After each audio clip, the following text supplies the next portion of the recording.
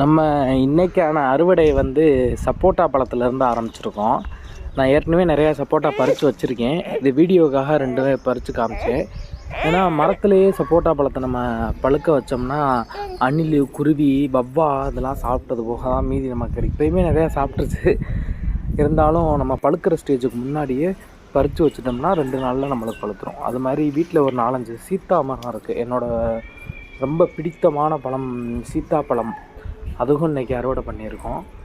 அது இன்றைக்கி நிறையா பண்ணியிருக்கு. சீத்தாப்பழம், சப்போட்டா பழம் 2மே இன்றைக்கி கொஞ்சம் ஓரளவு நல்லா அறுவடை பண்ணியிருக்கு. அதுவும் அப்படி தான் பழுக்கிறதுக்கு முன்னாடியே நம்ம பறித்து வச்சிடணும்.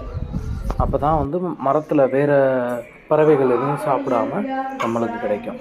அதுபோக கொஞ்சம் காய்கறிகள் கொஞ்சமாக இருந்தது, அதனால் நான் வந்து வீடியோ எடுக்கலை.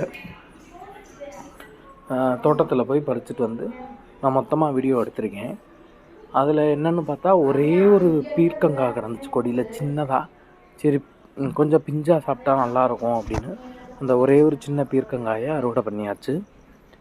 அதுக்கப்புறம் சீத்தாப்பழம், இது எப்படி இன்றைக்கி ஒரு 1.5 கிலோவுக்கு மேலே பறிச்சிருப்போம். சீத்தாப்பழம் வந்து அந்த இடையில உள்ள பகுதியில் வந்து மஞ்சள் கலராக வந்துச்சுன்னா அது பழுக்கிறதுக்கு தயார் அப்படின்னு அர்த்தம். அது மாதிரி சப்போட்டா பழத்தை வந்து நம்ம நகத்தை வச்சு சுரண்டி பார்த்தோம்னா பழுப்பு கலர்லேயோ லைட் க்ரீன் கலர்லேயோ இருக்கணும். இந்த மாதிரி டார்க் க்ரீனாக இருந்தால் அது பழுக்காது, இல்லாட்டி டேஸ்ட் இருக்காது. இந்த மாதிரி லைட் க்ரீனாகவோ பழுப்பு கலர்லேயோ இருந்தால் பழுத்து நல்லா டேஸ்ட் வரும்.